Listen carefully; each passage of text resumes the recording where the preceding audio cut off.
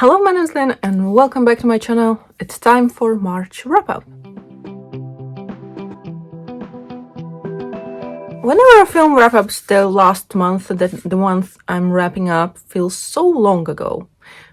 But it is a thing that I want to do and I'm doing it. So in March I read 6 books. Some I did enjoy, some not so much, but I'm gonna talk about them a little bit more now.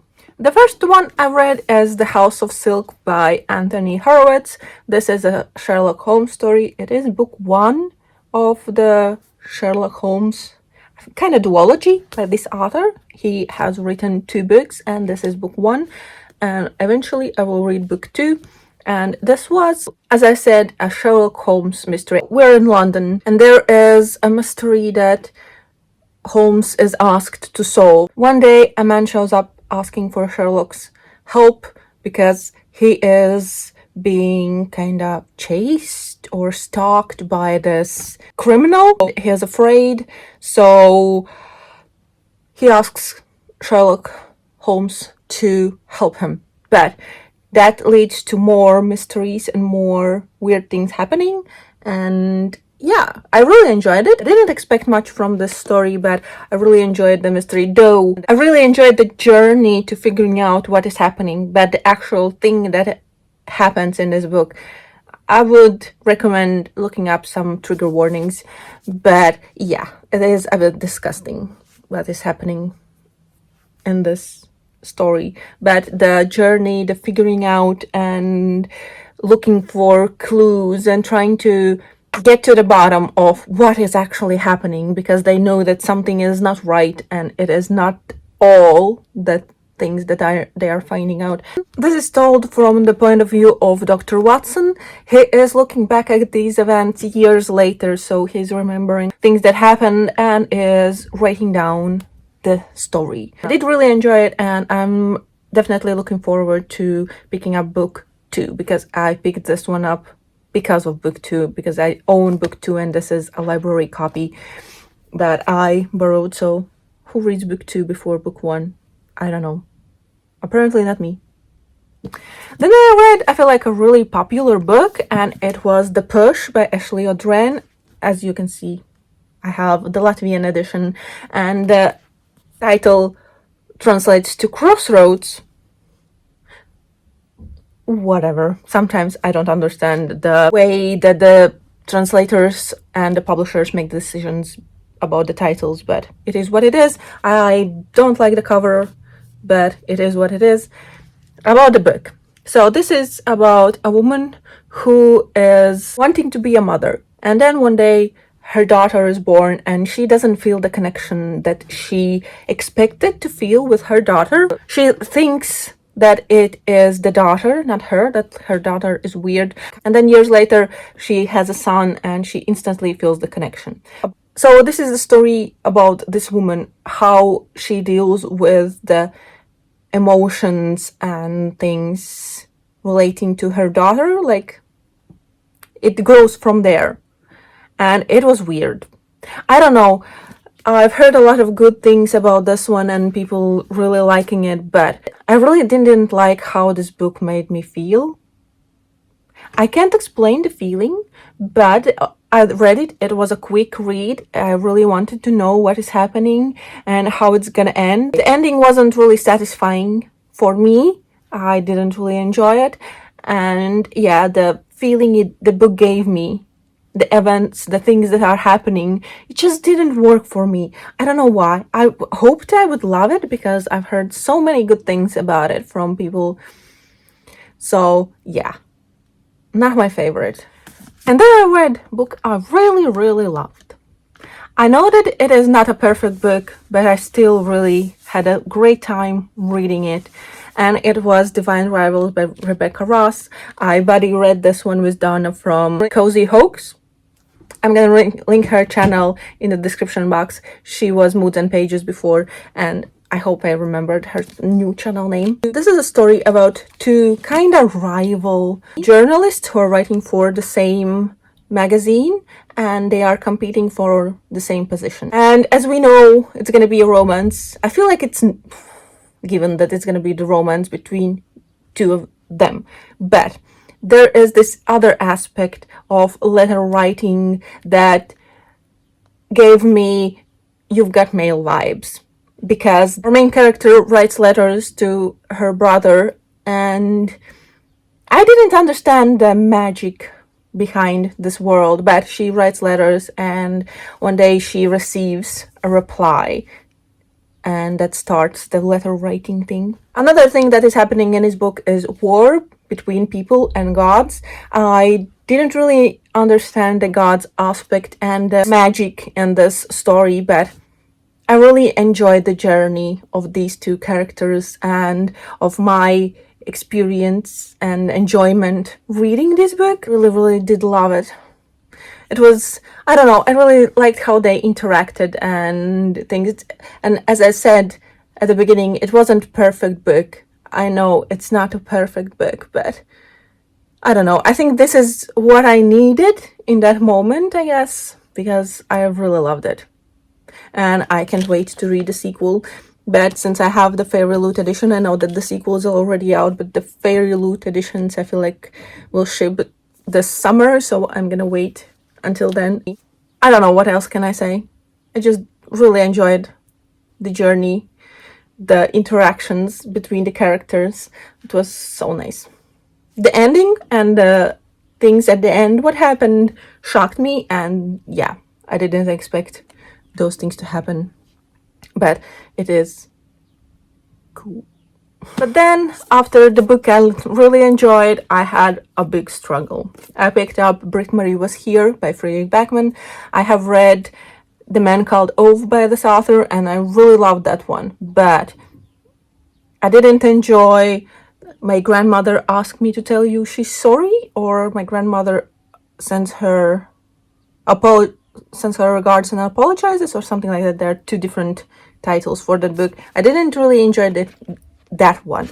And this is about one of the characters in the grandmother storybook. So it follows Britt Marie, and I found her at the beginning, I found her so annoying that I wanted to DNF this book. I don't DNF books, and I really wanted to DNF this one. But this was a read for Best Word Reading Challenge for March, and there was another book that I started that I didn't really get into it either, so I had to choose one book to finish, and I chose this one. So I did finish it. By the end, it got easier, but Britt Marie is such a character, and she annoyed me so much. But we follow Britt Marie. I don't know how much I can say to not spoil the grandmother book, because I don't remember what happens really with Britt Marie in that one. But we follow her. She finds a job in this little town where everything is closed. There's not a lot of people that live there, and she's sent there to work, and it changes her. She learns some things about herself and about the town, and gains friends. Like, her life changes. She sees how it could be different. So in that way, how she changed, I enjoyed. But at the beginning, I wanted to throw this book across the room because I hated her so much, because it says like she doesn't judge anyone, but the next sentence is judging. So yeah, I don't know. This was disappointing, and I will definitely read more Backman because I'm interested in his works, and I have a few more books by him, but yeah, these last two were disappointing for me. Then another great book, but for different reasons, and this one was a difficult read because it is The Daughter by Tamara Duda. That is the English, or like the title and the name on the English edition. This is about a woman in Donetsk, Ukraine in 2014. So this is kind of historical fiction, though it happened like 10 years ago, almost 10 years ago this year. So It is the year when the war started in Donbass. So she lives in that town, and we follow her how the war changes her life, how it affects every aspect of her life, and how she decides and what she decides to do for her people. Let's say it like that. I don't know how to explain it, but it was a tough read because it is about a war, and it is about a war that is still going on in Ukraine. So it was super hard read, especially at the end. I feel like I'm gonna start crying, so I'm not gonna talk a lot about this book, but be aware that it is a hard read. It broke me at the end. I was strong reading it like throughout the book, and the last like chapter just, or the second to last, doesn't really matter, but the end broke me. And yeah, I still can start crying because of what happened. Let's calm down. I definitely recommend this one as a great read, but be aware that it is set in war and in nowadays. Oh, and another thing that I found really interesting, since it is set in 2014, there is technology. There are mobile phones and online like Facebook and things like that are used. So I found that part really interesting because I usually read Second World War historical fiction and there is no such technology. So that part was really interesting to me too. So yeah. And the last book I read was this children's book, The Story of the Blue Planet by Andres Nye Magnusson. I don't know how to pronounce that name, but this is Icelandic author. It's translated from Icelandic. There is English edition if you're interested. So this is a story about a planet where only children live. And they are happy there, they're living their lives, and then one day a spaceship crashes on the beach on their planet and things start to change because a grown-up steps out of it. Things change for the kids, for the planet, and it is a journey of mostly two characters who then needs to figure out things and learn how their decisions affect others and how to correct them. It is a children's book. I didn't really enjoy it that much. It wasn't bad, but it's aimed for kids. The most important thing is that the kids enjoy. The other thing, I didn't really like the illustrations. This one is not a bad one, but mostly there are just three colors, the yellow, blue, and the pink or red. What is it? I don't know. I just didn't connect with the illustrations at all. So wasn't my favorite. It was just okay. As I just said a moment ago, the most important thing is for kids to enjoy it, and I hope kids do enjoy the story more than I did. So that is it. These are the 6 books I read. I don't know which is my least favorite book. I don't think I can choose, but my favorite reads of the month are these two from, I think you kind of know, but these two, and for completely different reasons. They are completely different stories, though they both are set at war times, so they have a connection kind of, but yeah, these are definitely my favorite for the month. And that is it. Please let me know in the comments down below, what is the last book that made you cry? Because this, for me, is the last one that made me cry. So please let me know that if there is such a book. Maybe if you don't cry while reading books, then just let me know what is the last book you read. So yeah, that's it. Thank you for watching. I hope you enjoyed, and I see you in the next one. Bye. In March, I read 6 books. I enjoyed them